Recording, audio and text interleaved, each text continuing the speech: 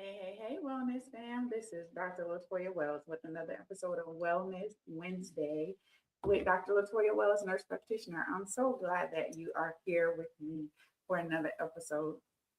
This is the first Wednesday of April. We made it through the first quarter, y'all. And woo, let me tell you, it's been a ride. It has definitely been a ride, but I'm so grateful to be here with you all for Wellness Wednesday. As you know, we're here every Wednesday or as time permits for Wellness Wednesday. And so I just want to say thank you all so much for each and every one of you who consistently follow the page, watch Wellness Wednesday, share the information, share the lives. I'm so grateful for each and every one of you. As we move through the year because we've already finished the first quarter. I can't believe it. How did you guys do for the first quarter? Did you meet your goals? Did you get all of the things done that you wanted to get done? Or do you need a redo or do over? Or do you just need a fresh start? How about that? Well, tonight we're going to talk about a topic that I think many of us are experiencing, especially with the climate and everything that's going on within our country and abroad. Um, One of the topics that I want to talk about tonight is stress. Like, how stressed are we? Are we stressed or not? Let's talk about it. We're going to really focus in on some things that we've gotten used to doing and finding some ways to kind of move away from those things. We've gotten really good at pushing through, showing up, handling responsibilities, and taking care of everyone else. We say things like, I'm just tired, I've just been busy, I'll deal with it later. But how many of us know that every time we say we'll deal with it later, especially when it pertains to our health, we rarely get to it until our bodies begin to scream at us. And I think I talked about that in several of the other lives. But what if your body is not just tired? What if it's overwhelmed and it's trying to get your attention? Many times we experience symptoms in our body and we just think, oh, it's just tiredness, or oh, it's just indigestion when you're having a whole heart attack. So, we're going to talk about some things tonight, and I want to I want you, as I begin to talk about these things, I want you to kind of just pay attention to what you've been saying to yourself and what your body has been saying to you lately because it's so important. What if the headache, the fatigue, the weight changes, the irritability is not random? What if it's not random? What if it's your body saying that I need support, I need help, I need rest, I need you to pay attention? Today, we're going to talk about what stress is really doing to our bodies and how important it is for us to recognize when we are stressed. I think I've shared on here before that whenever I am stressed, generally individual, you can't see it on the outside, but you can see it on the inside. Like I can feel it on the inside, but many people may not be able to tell that I'm stressed externally. But have you ever seen that analogy or heard that analogy of like the duck on the water? The duck looks calm, cool, and collective on the top. It's just gliding through. But underneath that, them gliding, their little feet are pedaling a million miles a minute. And oftentimes that's how I feel when I'm stressed. I tend to internalize stress, and in return, my body exhibits different symptoms. And so for me, stress looks like headaches, stress looks like tightness in my shoulders, stress looks like tightness in other areas of my body, palpitations, depending on how stressed I am and if I'm hydrating enough. And so we have to make sure that we're paying attention to what our body is saying. Um, I had a thought, and I'll come back to that later. But we got to really focus on what stress is doing to our body and what we can start doing right now to take our health back. And I want to make sure that we normalize this first, right? Let's put this into perspective. About 55% of Americans report feeling stressed daily. And I don't know about you, if you're watching the news, if you're on social media, if you're just living, there is a level of stress that we're dealing with. And many people are living with chronic stress without even realizing it. And I know for us women, because I can speak for me because I'm a woman, stress and being, for those that are, we work, those that are wives, those that are in relationships, those that have kids, those that are just living, we deal with a lot of stress. And it doesn't always look like a breakdown. Sometimes stress can look like being constantly tired and still functioning, still showing up, still going, still doing, feeling overwhelmed, but continuing to push through, and snapping or feeling easily irritated, or difficulty focusing or remembering things. That's what stress is. And I can tell you a couple of years ago, 2021 into 22, I was dealing with a extreme amount of stress, and it showed up in my body as insomnia. I could not sleep. It showed up in difficulty remembering things, brain fog, all the things. Now, add to that perimenopause, and we're not going to get into perimenopause because that's a whole nother topic for another day. But when we put it in, when we humanize it, right, when we talk about who it impacts and how it impacts, these are the symptoms that display. And many times we don't see it, but others around us can see it. Stress can become harmful when it becomes our baseline. Like when we're constantly living in stress and that's our norm, it can definitely wreak havoc on us and on our bodies. And so we want to talk about this. Let's break it down. Let's get to like the simple things. One of the things that we talk about, and I'm sure you've heard about this recently and over the last few months or year or so, is cortisol levels and the stress hormone. Cortisol is the stress hormone. And when that level is elevated, it means that person's body is dealing with a lot of stress. And so when you're stressed, your body releases cortisol. And when those levels are up, it can do a number on your body. It helps in the short term, but when the stress is ongoing, it can lead to weight gain, especially around the midsection, increased cravings, fatigue, you're always tired, difficulty concentrating. And so we hear a lot about things that we can do to decrease the hormone, the cortisol levels, exercising, sleeping, make sure we're staying hydrated, minimizing stress, doing things that are going to help. And so we'll talk about a few of those things. The next thing I want to talk about is sleep disruption, is because sleep is something that is critical for us, right? And stress keeps your body in a constant state of alertness. And you're not able to go to sleep, or you're having trouble falling asleep, or you fall asleep, but you're having trouble staying asleep, or you fall asleep and you're having trouble falling asleep, or you wake up in the middle of the night, and all those things. Insomnia is a bear to deal with. I can speak on that because I've dealt with insomnia before, and I know the impact that it had on my body. So it can look like, again, trouble falling asleep, waking up at night, and not feeling rested after you slept. I don't know about you, but have you gone to sleep and you feel like you've had a full night's rest, but you wake up in the morning and you're still not rested? That can happen. And stress is the number one cause of it, on top of other medical conditions that could contribute to that. But stress is number one when there was a poll and when we look at research and statistics. Chronic stress increases inflammation in the body. So, inflammation is linked to so many conditions, one being heart disease, diabetes, chronic pain, autoimmune conditions. And it's important that we work on decreasing stress, getting sleep, and working on making sure that we're decreasing inflammation and doing the things that we can do. Diet, we hear a lot about anti-inflammatory diets. We hear about foods that increase inflammation and things that we can do, working out, stretching, yoga, meditation, prayer, journaling, all the things help decrease cortisol level, decrease stress, and in turn will decrease the inflammation within our bodies. So when we're looking at it from a hormonal and metabolic standpoint, stress, it affects multiple systems in the body.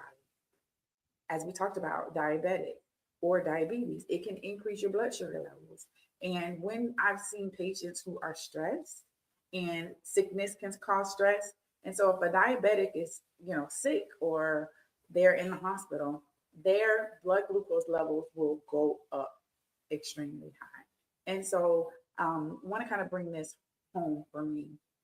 So for those of you know, my mom had a major cardiac event in December, and she had to have a major heart surgery. And afterwards, they were monitoring her blood sugars because during surgery and post-op, her blood sugar levels were elevated significantly.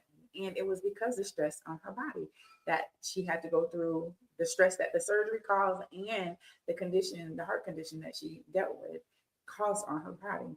And stress impacts our thyroid functioning. It impacts our appetite and how we metabolize our foods. It impacts our energy levels. And all of these things can cause weight gain. It can cause increased fatigue and all of the things. And you're already dealing with stress and fatigue that comes with stress. And so you're just adding more onto it. But this is not all doom and gloom. I like to go over the statistics and the signs and symptoms and things that we need to look for. It's not to scare anybody, it's not to bash anybody or what have you. I just want you to be aware and know what to look for, because usually when we're the ones stressed, we don't recognize that other people around us notice that we're stressed before we do. When it comes to mental health and our emotional health, stress impacts how we think and how we feel. It can contribute to anxiety, depression, brain fog, and then reduced ability to focus and be productive. And so if you have someone that's already stressed from work and they're working harder to think that if I just work harder, if I just do more, if I work more hours, if I take on more projects, that it's going to help decrease work stress, it doesn't. And I can tell you, I was a part of a corporation for almost 14 years, and that ended recently. And I have such a piece about that, right? But not many people have that piece, but I have a piece about it. But when I think about my work-life balance, when I was working with this company, there were times where I would be working till 11, 12, 1 o'clock in the morning, and I would be up at 6 o'clock in the morning. And there really was no work-life balance for me. I can't speak for others there, but for me, it impacted my work-life balance. Not only was it impacting my sleep, but my stress levels were through the roof, and it just wasn't a good thing. And I was gaining that midsection belly weight, and I never had that before. On top of some other things, I'm a woman of a certain age, and period. Just I digress. But that work environment for me have become so stressful, and trying to stay on top of all the things. And so you're working later, you're doing more, you're cutting into family time and things of that nature. And it just began to impact mentally and emotionally. I was drained all the time. I was tired. I felt stressed, and I found myself being irritable and things of that nature. So it can definitely impact that. So for those of us who work, try to find that happy medium and things that we can do to bring joy into our workday. I have so much joy now in my workday because, I'm working Wells Legacy Health and Wellness full time. But for those of us who are working in other environments where we can't necessarily control what is happening in that environment, we have to find sources of joy and peace that we can carry with us. And one of the things I want to talk about is signs that your body may be under stress. What are some of the things that you want to look for? What are some of the things we want to hone in on or pay attention to? We talked about the ongoing fatigue, like being really tired, and no matter how much you rest, how much you sleep, you still feel tired. There was a story on social media not too long ago where there was an individual who she worked a lot, and I don't remember all the details, so I don't want to just say something that I'm not 100% sure about.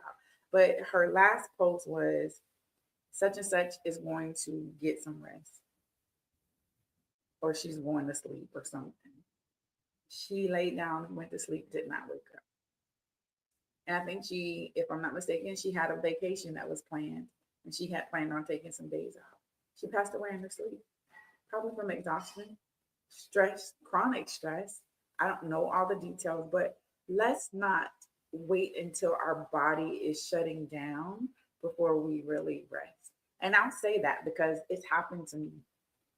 I work, and showing up for everybody and been in all of the events and all of the things. And my body just shut down. I could not move. I was exhausted, just in pain, could not move. And our bodies will sit us down if we don't pay attention to it and do what it needs to make sure that we're taking care of it. So the ongoing fatigue, just feeling really tired, frequent headache, mood changes, as we talked about, irritability, brain fog is crazy, digestive issues, nausea, diarrhea, constipation are all can all be indicative of stress. Weight fluctuation, either you're gaining weight or you're losing weight because you're not resting, you're not eating, and all of the things. And then just getting sick more often. Typically, our immune system is impacted as well. I can remember having a conversation with a really good friend of mine, and we were talking about this book that she had me to read, listen to this book on Audible, and I don't remember the title of it right now. But in that book, this author is talking about stress and rest. It's called The Sacred Art of Rest, I believe it is, The Sacred Art of Rest. And my friend was talking about, we would go on trips and she would go on trips and she would be the only one to get sick. And at the time, she was working, doing several things, and, overnight, not really resting, going on trips, enjoying herself, but yet she would get sick frequently. And in that book, it talked about that, how when we are stressed, our immune systems begin to break down and it doesn't protect us as well as it should because we're so stressed and our bodies are in a flight or fight or flight stand. And it shouldn't be that way. So these that we talked about, these symptoms, they're not random symptoms. They're signals from there. Your body is communicating to you. It's telling you, hey, something's not right. Hey, we need to pay attention to this. Hey, we need to rest. Hey, we need to make some changes. But as many of us know, those changes don't aren't made overnight. It's not a lifestyle change that happens overnight. It's not an overhaul that we do overnight or in one weekend.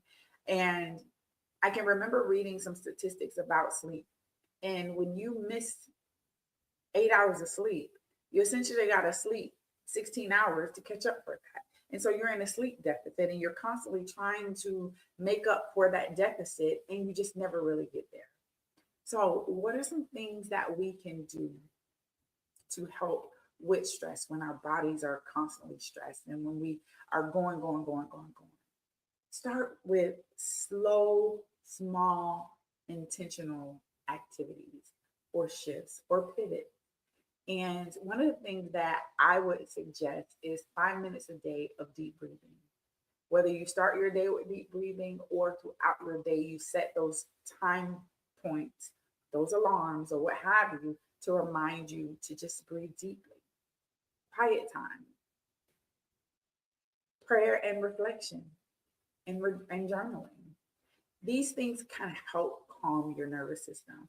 For me, one of the best ways for me to de-stress is to work out. And usually it's being outside, walking, things of that nature, but it definitely helps. So whatever you do or whatever you can do that will remove you from the stressful situation, even if it's for 5 minutes.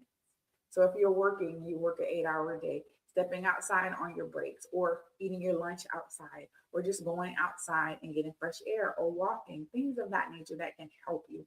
Because ultimately, we got to deal with the stress.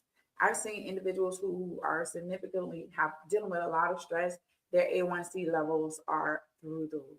And as you know, the A1C is a number that tells us whether you are diabetic or not. And once we get them on a regimen and start developing a plan of action to help them deal with stress, that A1C goes down. So does the weight, so does the blood pressure and the cortisol levels. And so it's important that we put those things into action, making sure that we are moving our body. And again, we don't have to go to extreme, Simple movements like walking, as I mentioned, I love walking. A beautiful neighborhood. I get out and I walk. And for me, the walk takes anywhere from 45 minutes to an hour, depending on how fast I'm going. But just being outside in nature, the fresh air, the wind, the sun, all of the things helps instantly to reduce my stress. Now, when I was working full time and, dealing with all the things that go with that or went with that, I was taking frequent breaks because I needed to be able to manage the stress. So in between meetings, if I was on a long meeting, I'd get up and I'd just go stand on my back porch and just kind of stretch for 5 minutes, come back in the house and things of that nature. In between calls, go, as I'm on a phone call, I would walk around on my patio or step outside just to get some fresh air. And so it's helpful and it's important that we do those things because movement, walking, exercises, it reduces the stress hormone, as I talked about. It improves your mood overall and it supports heart health. Because when you're stressed, it also, and all these things are happening, we're stressing our heart out. And so our heart is our lifeline, and we got to make sure we're taking care of it. I want to make sure also, not that we're just focusing on one area, but we want to look at the whole picture, right? All of the pieces, because we can't have one area and then we're lacking in another area. So when we're talking about our food, typically when we're stressed, we're eating what we can get quick because we don't have time to cook. We're grabbing fast food. And listen, I'm not knocking fast food. I love me some French fries from, certain places. I'm not going to say it because I want nobody to come for me. Don't come for me about my French fries. But when we are stressed, we tend to reach for those foods that are quick, and most of the time they're not the healthiest and best options for us. We also, if we're tired and you're a coffee or a soda drinker or pop, as some people call, you're reaching for more sodas and coffee, and that's just compounding the problem. So constant again, and then constant digital stimulation. Instead of doing things that help us to focus, we tend to get on our devices to kind of break away or to uh, hide or distract ourselves because we have these phones. And my mom just called me, Mama, I'm gonna call you back when my live is over. Um, when we go right to the phone, I can tell you when I'm stressed, I rarely pick up a book. This phone is what I'm looking at, and I'm just scrolling or I'm playing games and things of that nature. And so we have to be intentional about the things that we do and the foods that we consume. And then setting healthy boundaries. And I had trouble with setting boundaries. I'm that person, I'm that friend that's gonna show up, whatever, regardless. I'm gonna be there. You need me, I'm there. Whatever I have going on, it doesn't matter. I'm there. But what I had to learn to do is protect my time and my energy, which is also health conscious, right? And I didn't see it as that. I saw it as not showing up for people and letting my friends and family down. But I had to learn how to say no. No is a sentence. No, period. It doesn't need an explanation. It doesn't require you to go give this long drawn out dissertation. No is a sentence, period. And take breaks. Prioritize yourself. I know for years I worked from home, and I'm grateful for the job that I had because it served its purpose in my life during the time that I needed it the most. And I used to didn't take lunch breaks. I didn't take breaks throughout, but over time I learned that that was required. I would sit at my desk and eat while I'm responding to emails or on meetings and things of that nature. But I learned to carve out time. And so if that's you and you're working in an office or you work from home, sometimes it could be easy to just kind of skip through lunch and try and get one more thing done. It is important that we set aside time for ourselves. So prioritize yourself, take your breaks, and learn to say no. When do we need to get health checkups? As we know, you're having symptoms. I had a conversation with a friend. I'm not going to call her out. Had a conversation with a friend this week, and she said, I've been having this chest pain. Well, it was here yesterday and it moved here. I think it's just gas. And I said, well, we want to make sure that we rule it out before we determine or we set on that it's gas because we don't know, right? And for women, we don't typically present with chest pain. Our heart attacks don't present the way, the typical way, the standard way. And so usually it's jaw pain, upper back pain, feels like epigastric pain, or like you're having heartburn, so to speak. Do men have those same symptoms? Of course they can. But we just got to be careful. And when you're feeling symptoms that are not common or that are abnormal, let me say that, you need to go in and get checked. So if you're having chest pain, shortness of breath, numbness, tingling, pins and needles, difficulty chewing or swallowing your food, drooping on the side of the face, difficulty talking, weakness, you need to get to emergency room as soon as possible. And stress can cause that. And I've seen stress cause anxiety attacks. I've seen stress cause um, TIAs, which is trans ischemic attacks. I've seen stress cause strokes, heart attacks, seizures, migraines, you name it. And so we really have to make sure that we are monitoring our blood pressure, our blood sugar, monitoring our thyroid levels, our vitamin levels, and overall health status. Because I don't know if you know, there are certain vitamin levels, such as vitamin D, that can present with some of these same symptoms. So if we don't know that the vitamin D levels are low and it's contributing to this, then we can't treat it. So it's important to follow with your healthcare provider, get the necessary exams, and get the necessary blood work that is required and that is helpful for you. If you've been feeling off, right, and you really just can't explain what's going on, don't ignore it. One, don't ignore it. Your body is talking to you. Are you listening? Hey, hey, I would, they do this thing. Hey, hey, hey, hey, are you listening? Your body is talking to you, but are you listening? Many times we're so busy and we don't listen until it's too late. And then our body is screaming at us. Don't ignore it. Your body is communicating to you, it's talking to you, and it deserves your attention. Listen, we only got one body, and we need to take care of these bodies.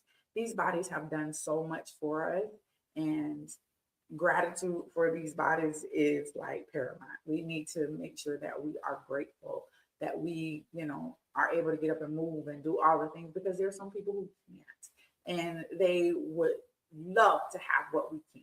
So let's be grateful for that. You deserve to feel well and good, right? You don't deserve to walk around tired all the time and not really feeling rested. You don't deserve to be continuously stressed all the time. You deserve clarity. You need to know what's going on. You need to be able to work with your healthcare provider to ensure that there is a clear plan of care on what is going on and what we can do to make some changes. And you deserve support. And that's what we're here for. Like, that is, if anything, that is what we are here for, is to make sure that you feel supported, that you have the information that you need, that you're able to advocate for yourself, and that you are creating a legacy of good health. And that starts with you. You can't leave a legacy for someone if you're not 100% yourself or if you haven't prepared. Just like if you were to, someone were to leave you an inheritance, that person worked for that or they invested in that and it took time to grow and develop. Same thing with your health. Same thing. It takes an investment. It takes you making the time to go and get the help, get the physical exam. It takes making the time to exercise, to eat right, to make sure you're getting sleep and all the things. It takes an investment. And as the new saying is, your health is wealth. You can have $1 billion in the bank, but if you're sick, you can't enjoy the money. You can have all the friends in the world, but if you're sick, you can't enjoy it. You can't enjoy them. And so let's make sure that we're taking care of ourselves. At Wells Legacy Health and Wellness, we focus on prevention, early detection, and helping you understand what's going on in your body. If this message is for you, if something I said tonight pinched you or stepped on your toe, good. I meant to. No, I'm just kidding. If something that I said tonight stuck out to you, it's time for you to schedule your wellness exam. It's time to schedule your annual physical exam. So go ahead and do that. What is one sign that your body has given you lately that is telling you or it's talking to you that you have been overlooking? What's one sign? For me, I can say lately I've been dealing with some back pain.